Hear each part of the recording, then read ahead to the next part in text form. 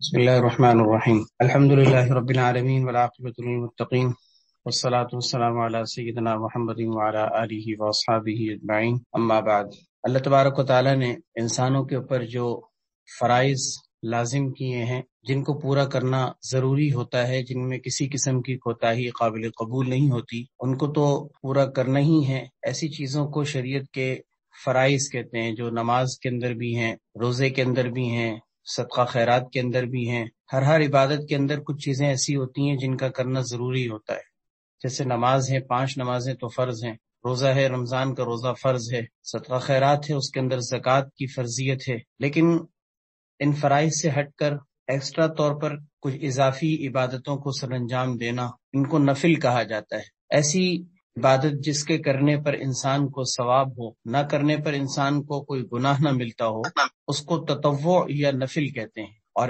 یہ نوافل یا نفلی کام، ایکسٹرا عبادت، یہ بھی کوئی نفع سے خالی چیز نہیں، بلکہ حدیث کے مطابق انسان کے لیے فرائض کی تکمیل کا ذریعہ ہیں۔ ان کے ذریعے سے فرض کے اندر واقع ہونے والی کوتاہیوں کو دور کیا جاتا ہے۔ اسی طریقے سے ان نوافل کا اہتمام انسان کو اللہ رب العزت کے قرب کے مقام پر پہنچا دیتا ہے۔ انسان مسلسل اللہ رب العزت کے قریب سے قریب تر ہوتا چلا جاتا ہے۔ آج کی نشست میں انشاءاللہ اسی نوافل سے متعلق کچھ فضائل اور اس کی اہمیت کو ذکر کرنا مقصود ہے۔ اللہ تبارک و تعالی ہمیں حق کہنے، سننے کی، سمجھنے کی اور اس پر عمل کرنے کی توفیق عطا فرمائے۔ نوافل کے اہتمام کی جو فضائل ہیں، ان میں بنیادی طور پر چند اہم فضائل اس وقت ذکر کیے جا رہے ہیں، ورنہ نفل مستقل شریعت کا ایک ایسا وسیع باب اور چیپٹر ہے جس پر تفصیلی طور پر احادیث طیبہ، نصوص اور روایات موجود ہیں۔ البتہ 2 روایتیں میں آپ کے سامنے اس وقت ذکر کر رہا ہوں جس سے نفل کی اہمیت اور اس کی فضیلت سامنے آئے۔ دونوں روایتیں حضرت ابو ہریرہ رضی اللہ تعالیٰ عنہ سے مروی ہیں۔ پہلی روایت ہے کہ اللہ کے نبی صلی اللہ علیہ وسلم کا ارشاد ہے کہ اللہ تبارک و تعالی ارشاد فرماتے ہیں، یعنی حدیث قدسی۔ حدیث قدسی کا مطلب یہ ہوتا ہے نا کہ نبی کریم صلی اللہ علیہ وسلم اللہ تعالیٰ کا ارشاد بندوں سے نقل فرما رہے ہیں۔ اس حدیث قدسی میں ہے کہ اللہ تبارک و تعالی ارشاد فرماتے ہیں کہ میں نے اپنے بندوں کے اوپر جو چیزیں فرض قرار دی ہیں، ان فرائض کو مکمل کرنے سے بندے کو جتنا میرا قرب ملتا ہے، اتنا فرائض کے علاوہ کسی اور عبادت سے نہیں ملتا۔ گویا سب سے زیادہ انسان کو اللہ رب العزت کا جو قرب نصیب ہوگا وہ فرائض کے ذریعے سے ہوگا، کیونکہ ظاہر ہے کہ فرض سب سے اعلیٰ درجے کی عبادت ہے۔ نفل چاہے کتنی ہی دیکھنے میں لمبی عبادت کیوں نہ ہو، اور کتنی ہی خوبصورت کیوں نہ ہو، اور کتنی ہی اس کے اندر محنت اور مشقت کیوں نہ برداشت کی جائے، لیکن فرض کے مقابلے میں اس کی حیثیت آگے نہیں بڑھ سکتی۔ اس کی ایک مثال سمجھیں، دیکھیں، جیسے آپ ساری رات عبادت کریں، لیکن اگر اس کا موازنہ فجر کی فرض نماز سے کیا جائے تو فجر کی فرض نماز اس ساری رات کی عبادت سے آگے۔ کوئی شخص عشاء کی اور فجر کی نماز پڑھے بغیر ساری رات تہجد میں گزار دے، ساری رات سجدے میں گزار دے، لیکن وہ فجر اور عشاء کی نماز پڑھے بغیر کبھی ان فضائل کو حاصل نہیں کر سکتا، اس لیے کہ جو فرض ہے بہرحال وہ تو قرض ہے، اس کو تو ادا کرنا ہی کرنا ہے۔ تہجد کی نماز کتنی بڑی عبادت، کتنی اہم عبادت ہے۔ حدیث کے مطابق رات کو اٹھ کر بندے کا اللہ رب العزت کے سامنے یہ 2 رکعت 4 رکعت پڑھ لینا، اللہ کے سامنے عبادت کر لینا رات کے اندھیرے میں، یہ ایسی عظیم عبادت کہ اللہ کے نبی صلی اللہ علیہ وسلم نے جنت کے عظیم بالا خانوں کا اعلان کیا ہے ایسے شخص کے لیے کہ جو رات کو اٹھ کے نماز پڑھے جبکہ لوگ سو رہے ہیں۔ قیامت کے دن اللہ تبارک و تعالیٰ کی طرف سے اعلان ہوگا کہ وہ لوگ کہاں ہیں کہ جن کے پہلو بستروں سے الگ رہتے تھے، تو ایسے میں تھوڑے لوگ کھڑے ہوں گے اور ان سے کہا جائے گا کہ جنت میں چلے جاؤ، اس کے بعد پھر حساب کتاب شروع ہوگا۔ گویا ایسے لوگوں کو جنت میں بغیر کسی حساب اور کتاب کے بھیجا جائے گا جن کے پہلو بستروں سے الگ رہتے تھے، اور حدیث کے مطابق وہ بہت تھوڑے لوگ ہوں گے، اللہ ہمیں ان میں شامل فرما دے۔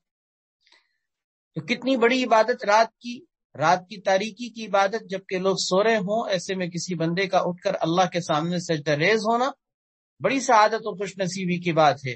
لیکن حدیث کے مطابق فرائض کے بعد سب سے افضل ترین نماز وہ تہجد کی نماز، فرائض کے بعد، فرائض سے پہلے نہیں۔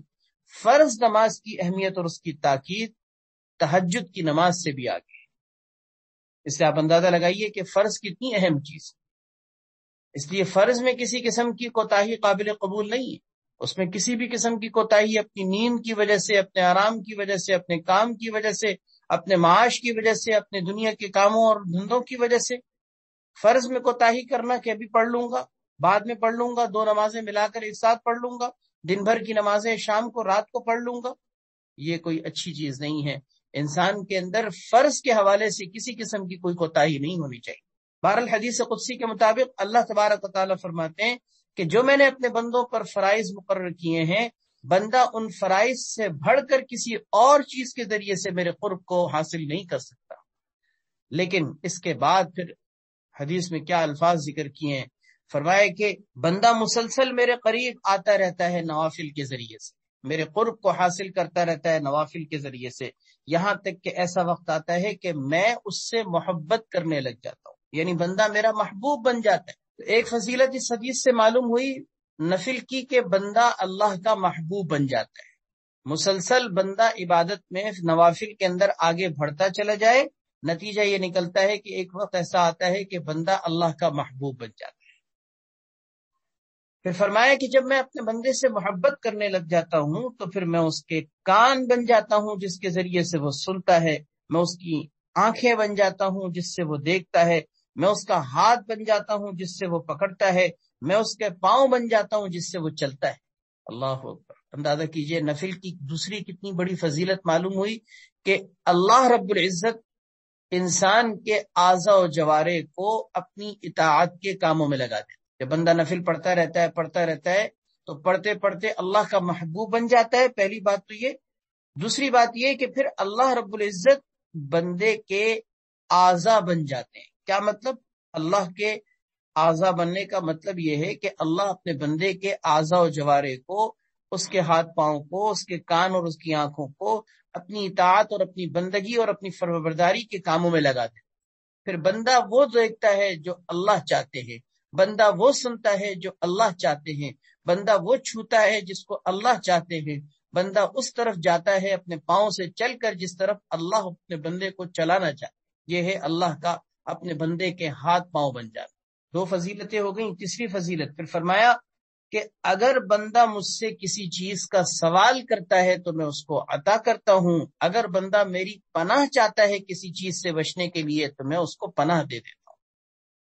یعنی تیسری فضیلت یہ ذکر کی گئی کہ میں اپنے بندے کو مستجاب الدعوات بنا لیتا ہوں، کہ بندہ جو مجھ سے مانگتا ہے میں اس کو عطا کرتا ہوں۔ تو اس ایک حدیث میں غور کیجئے گا، فرائض کی اہمیت کو بھی بتایا گیا کہ فرض سے بڑھ کر انسان اللہ کے قرب کو حاصل کرنے کا کوئی اور ذریعہ اختیار نہیں کر سکتا، لیکن ساتھ میں فضیلت ذکر کرتے ہوئے نوافل کی 3 اہم فضیلتوں کو بھی واضح کیا گیا۔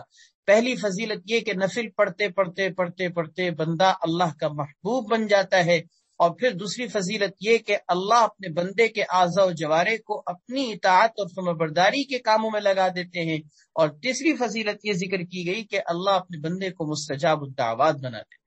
یہ 3 فضیلتیں اس ایک حدیث کے اندر ذکر کی گئی ہیں جو بخاری شریف کی روایت ہے۔ دوسری ایک اور حدیث سن لیجئے، اس میں مزید اس کی فضیلتیں ذکر کی گئیں، وہ بھی حضرت ابو ہریرہ رضی اللہ تعالیٰ عنہ سے مروی ہے۔ حضرت ابو ہریرہ رضی اللہ تعالیٰ عنہ اللہ کے نبی صلی اللہ علیہ وسلم کا یہ ارشاد نقل فرماتے ہیں، ان اول ما يحاسب به العبد يوم القیامة من عمله صلاته۔ قیامت کے دن بندے کے اعمال میں سب سے پہلے اس کی نماز کا حساب کیا جائے گا۔ سب سے پہلے بندے کے اعمال میں نماز کے بارے میں پوچھا جائے گا کہ نماز کیسی۔ چنانچہ اگر نماز اس کی مکمل صحیح نکل آئی تو وہ فلاح یاب اور بامراد ہو جائے گا، کامیاب ہو جائے گا۔ اللہ رب العزت ایسے بندے کو کامیاب لوگوں میں شامل فرما دے گا۔ اور اگر نماز کے اندر کسی قسم کی کوئی کمی نکلی تو وہ خائب اور خاسر ہو جائے گا۔ پھر فرائض کے اندر اگر کوئی کمی کوتاہی ہوئی، کوئی کمی بیشی نکل آئی، تو ایسی صورت میں اللہ تبارک و تعالیٰ فرشتوں سے کہیں گے کہ ذرا دیکھو میرے بندے کے اعمال میں کوئی نفل بھی ہیں یا نہیں۔ اگر نفل نکل آئیں تو نوافل کے ذریعے سے اس کے فرائض کو مکمل کیا جائے گا، یعنی گویا کہ فرض میں واقع ہونے والی کوتاہی کو نفل کے ذریعے سے مکمل کریں۔ اور پھر صرف یہ معاملہ نماز کا نہیں، بلکہ فرمایا کہ پھر یہی معاملہ ثم یکون السائر عملہ علی ذلک، کہ دیگر تمام عبادتوں میں بھی ایسے ہی کیا جائے گا کہ روزوں کے بارے میں بھی سب سے پہلے فرائض کو دیکھیں گے کہ فرض روزے اس کے رمضان کے مکمل ہیں یا نہیں. اگر ان میں کسی قسم کی کوتاہی ہوگی تو ایکسٹرا جو نفلی روزے ہوتے ہیں ان کے ذریعے سے فرائض کی تکمیل کی جائے گی. اسی طرح صدقہ خیرات اللہ کے راستے میں خرچ کرنا، اس کے اندر بھی سب سے پہلے فرض کو دیکھا جائے گا کہ زکوٰۃ مکمل ادا کی یا نہیں.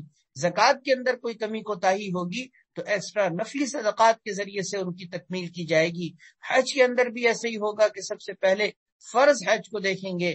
فرض حج میں کسی قسم کی کوتاہی ہے تو نفلی حج کے ذریعے سے اس کی تکمیل کی جائے گی. گویا تمام عبادتوں کے اندر اصول و ضابطے کا طریقہ یہی ہوگا کہ سب سے پہلے فرائض کو جانچا جائے گا، فرائض میں واقع ہونے والی کوتاہی کو نفل کے ذریعے سے مکمل کیا جائے گا. اب اس روایت کو آپ سامنے رکھیں تو اس سے ایک نفل کی چوتھی فضیلت معلوم ہوتی ہے. 3 فضیلتیں تو پہلی حدیث میں ذکر کر دی گئی نا. ایک تو اللہ کا محبوب بننا، دوسرا انسان کے اعضاء و جوارح کا اللہ کی طاعت میں لگ جانا، اور تیسرا یہ کہ اللہ رب العزت کا مستجاب الدعوات بندہ بننا. چوتھی فضیلت اس حدیث سے یہ معلوم ہوئی کہ فرائض کی تکمیل بننا، یعنی نفل کام ایسے ہیں، نفلی عبادتیں ایسی عظیم عبادت ہیں کہ جن کے ذریعے سے فرض کی تکمیل ہوتی ہے، انسان کے فرائض مکمل ہوتے ہیں. تو یہ 4 کتنی اہم فضیلتیں ہیں. انسان کے فرائض کی تکمیل، اللہ اکبر، فرض کے اندر کسی قسم کی کوتاہی ہو اور انسان اس موقع پر خائب اور خاسر ہو رہا ہو، ناکام ہو رہا ہو، ایسے میں جب اس کے فرائض کی تکمیل نفل کے ذریعے سے کر دی جائے تو کتنی انسان کی جان میں جان آئے گی، کتنا انسان خوش ہوگا. لیکن ظاہر ہے کہ یہ اس وقت ہوگا نا جبکہ دنیا میں وہ نفلی کام کرتا تھا، نفلی عبادت کرتا تھا، نفل نماز، نفل روزے، نفل صدقات، نفل حج، یہ سارے کام کرتا تھا. تو اسی لیے کہا گیا ہے کہ اپنی فرائض کے ساتھ ساتھ نفلی عبادتوں کا بھی بھرپور اہتمام کرنا چاہیے. اب نفلی عبادتیں کیسی ہوتی ہیں اور کیسے ادا کی جائیں، اس کے لیے سمجھ لیجئے کہ 5 نمازیں تو فرض ہیں. 5 نمازیں فجر، ظہر، عصر، مغرب، عشاء، یہ تو فرض. اور میں نے عرض کر دیا نا کہ حدیث کے مطابق ان سے زیادہ عبادت اعلیٰ درجے کی کوئی ہو ہی نہیں سکتی. ان کے اندر تو کمی کوتاہی کا سوال ہی پیدا نہیں ہوتا. لیکن نفل کام کرنے کے لیے ہمیں ان فرائض کے ساتھ جو آگے پیچھے کی سنتیں ہیں نا، جن کو سنت موقدہ یا غیر موقدہ بھی کہا جاتا ہے، ان سنن موقدہ اور غیر موقدہ دونوں طرح کی سنتوں کا بھی اہتمام کریں. یہ نفل کام کرنے میں، نفلی نماز پڑھنے میں اعلیٰ درجے کی بات. چنانچہ آپ فجر کے ساتھ 2 رکعت سنت بھی پڑھیں، ظہر سے پہلے کی 4 رکعت سنت بھی پڑھیں، ظہر کے بعد کی 2 رکعت سنت بھی پڑھیں، عصر سے پہلے کی 4 رکعت سنت بھی پڑھیں، مغرب کے بعد کی 2 رکعت سنت بھی پڑھیں، عشاء سے پہلے کی 4 رکعت سنت پڑھیں، عشاء کے بعد کی بھی 2 رکعت سنت پڑھیں. یہ آگے پیچھے کی جو سنن قبلیہ اور بعدیہ ہیں، جن کو سنت موقدہ اور غیر موقدہ کہا جاتا ہے، ان سنتوں کا اہتمام انسان کے لیے نفلی کاموں میں اعلیٰ درجے کا کام. چنانچہ حدیث میں آتا ہے جس نے دن اور رات میں فرائض کے ساتھ 12 رکعتوں کے اوپر پابندی اختیار کی، اس کے لیے جنت میں محل تیار کر دیا جاتا ہے. اور ایک روایت میں آتا ہے، سنن نسائی کی روایت میں، کہ وہ جنت میں داخل ہو جائے گا. وہ 12 رکعتیں کون سی ہیں؟ فجر کی 2 رکعت سنت، ظہر سے پہلے کی 4 رکعت سنت، 4 اور 2 6 ہو گئی، ظہر کے بعد کی 2 رکعت سنت، 6 اور 2 8 ہو گئی، مغرب کے بعد کی 2 سنت 10 ہو گئی، اور عشاء کے بعد کی 2 سنت. یہ کتنی ہو گئی؟ 12 رکعتیں ہو گئی. حدیث کے مطابق جس نے یہ 12 رکعتوں کا اہتمام کیا، ان 12 رکعتوں کے اہتمام کی برکت سے اس کے لیے جنت میں محل تیار ہو. اب بتائیے کون سا مشکل کام ہے، کتنا آسانی سے اس کام کو کیا جا سکتا ہے کہ ہم فرائض کے ساتھ ساتھ ان سنتوں کا بھی اہتمام کریں، اس میں بھی کسی قسم کی کوئی کوتاہی نہ کریں. پھر یہ تو 12 رکعتیں جو ذکر کی گئی ہیں یہ سنتیں موقدہ ہیں، ان کے ساتھ سنن غیر موقدہ بھی ہیں. مثلا عصر سے پہلے کی 4 رکعت سنت کا بھی اہتمام ہو. حدیث کے مطابق عصر سے پہلے 4 رکعت جس نے سنت پڑھی، اللہ کے نبی صلی اللہ علیہ وسلم فرماتے ہیں کہ اللہ کی رحمت ہو ایسے شخص پر کہ جس نے عصر سے پہلے 4 رکعت سنتوں کا اہتمام کیا. اب یہ 5 نمازوں کی سنتوں کی ذرا فضیلت سنیے گا، میں ترتیب سے ذکر کرتا ہوں، پھر آپ کے سامنے اس کی اہمیت، اس کی فضیلت اجاگر ہوگی کہ ہم یہ جو 5 نمازوں کے آگے پیچھے سنتیں پڑھتے ہیں یہ کوئی معمولی نمازیں نہیں. حدیث میں آتا ہے فجر سے پہلے کی 2 رکعت سنت، یہ دنیا اور دنیا کے اندر جتنی دولتیں ہیں، جتنے خزانے ہیں، جتنا کچھ ہے، ان سب سے زیادہ بہتر ہے۔ اس میں آتا ہے اللہ کے نبی صلی اللہ علیہ وسلم نے فرمایا کہ فجر کی 2 سنتوں کو کبھی ترک نہ کیا کرو، اگرچہ تمہیں گھوڑے اپنے پاؤں سے روند ڈالیں تب بھی تم ان 2 رکعت سنتوں کو نہیں چھوڑا کرو۔ اور سنتوں میں سب سے اعلیٰ درجے کی سنت ہے یہ، جتنی بھی سنت نمازیں ہیں نا، ان تمام سنتوں میں سب سے اعلیٰ درجے کی سنت ہے فجر کی 2 رکعت سنت۔ حدیث میں آتا ہے، صحابی فرماتے ہیں کہ نبی کریم صلی اللہ علیہ وسلم سنتوں میں اتنا زیادہ سنتوں میں سے کسی بھی سنت کا اہتمام نہیں کرتے تھے جتنا کہ آپ فجر سے پہلے کی 2 رکعت سنتوں کا اہتمام۔ ظہر سے پہلے کی 4 رکعت سنت، اللہ اکبر، ظہر سے پہلے کی 4 رکعت سنتوں کی فضیلت یہ ذکر کی گئی ہے کہ یہ وقت ایسا وقت ہے کہ اس میں 4 رکعت ظہر سے پہلے پڑھنا زوال کے بعد ایسا ہے جیسے کہ کوئی تہجد کے وقت میں گویا کہ یہ رکعتیں پڑھ رہا ہے۔ آپ اندازہ کیجئے، تہجد کے وقت میں کسی کو اٹھ کر 4 رکعتیں پڑھنا نصیب ہو جائے، کتنی بڑی سعادت کی بات ہے۔ فرمایا ظہر سے پہلے زوال کے بعد جو 4 سنتیں پڑھی جاتی ہیں، یہ سمجھو کہ یہ 4 رکعت تم نے تہجد کے وقت میں ادا کی۔ اور ظہر کے بعد 2 رکعت سنت جو پڑھی جاتی ہے، حدیث میں اس کی فضیلت بھی سنیے کہ فرمایا کہ جس نے ظہر سے پہلے کی 4 رکعت اور ظہر کے بعد 4 رکعت کا اہتمام کیا، جہنم کی آگ اس پر حرام ہو جاتی، جہنم کی آگ اس پر حرام ہو جاتی۔ اب ظہر سے پہلے 4 رکعت تو ہم پڑھتے ہیں، ظہر کے بعد بھی 4 رکعت پڑھنے کا طریقہ یہ کہ 2 رکعت سنت پڑھیں، 2 رکعت نفل پڑھیں۔ تو یہ 4 رکعت ظہر سے پہلے اور 4 رکعت ظہر کے بعد جس نے پڑھی، حدیث کے مطابق جہنم کی آگ اس پر حرام ہو جاتی۔ عصر سے پہلے کی 4 رکعت سنت کی فضیلت یہ ذکر کی گئی ہے کہ رحم اللہ امرأن، اللہ کے نبی صلی اللہ علیہ وسلم فرما رہے ہیں کہ اللہ تعالیٰ کی رحمت ہو اس شخص پر جس نے عصر سے پہلے 4 رکعت سنتوں کا اہتمام کیا۔ ایک اور روایت میں آتا ہے، طبرانی کی روایت ہے، جس نے عصر سے پہلے 4 رکعت پڑھی اس کو جہنم کی آگ نہیں چھوئے گی، جہنم کی آگ اس کو نہیں چھوئے گی۔ اللہ اکبر۔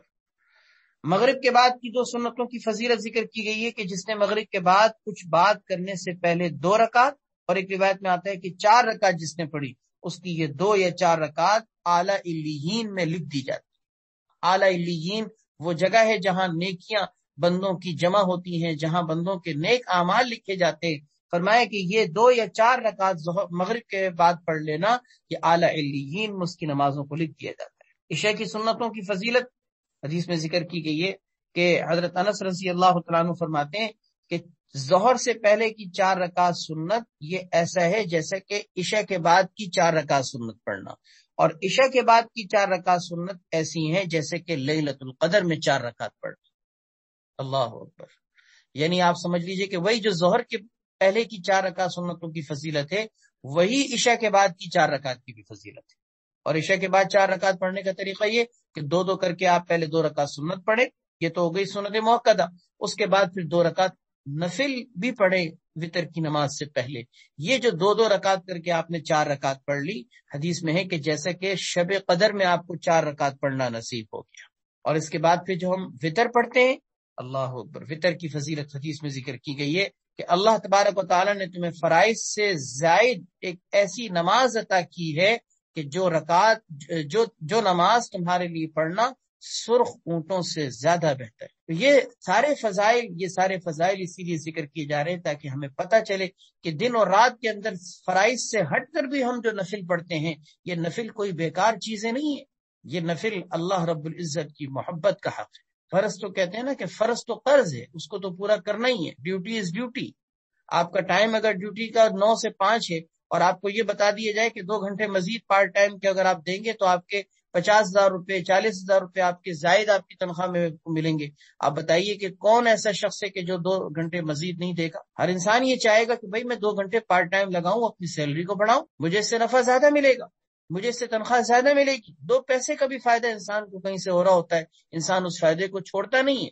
تو دنیا کے فائدے ہمارے سامنے چونکہ اس کی اہمیت ہوتی ہے، آخرت کے فائدے تو اللہ رب العزت، اللہ ہم سب کو اس کی اہمیت نصیب فرما دے کہ آخرت کے فائدے دنیا کے فائدوں سے بدرجہ بہتر۔ دنیا کا نفع ختم ہونے والا، آخرت کا نفع باقی رہنے والا، آخرت کے فائدے باقی رہنے والے، دائمی فائدے۔ اللہ پاک ہم سب کو نفل کا اہتمام نصیب فرمائے۔ یہ نوافل یہ صرف فرائض کے اندر اور نمازوں کے اعتبار سے نہیں، یہ تو میں نے نماز کے اعتبار سے ایک مثال دی، ورنہ آپ سمجھ لیجئے کہ اپنی ہر عبادت میں کوشش کیجئے کہ صرف اپنی ذمہ داریوں کو نہ دیکھیں، صرف اپنے فرائض کو نہ دیکھیں، صرف یہ نہ دیکھیں کہ میرے ذمہ کرنے کے ضروری کام کیا ہے۔ ہم ضروری کام سے آگے بڑھ کر جتنا آگے بڑھیں گے اتنا انسان اللہ رب العزت کے قریب ہوتا چلا جائے۔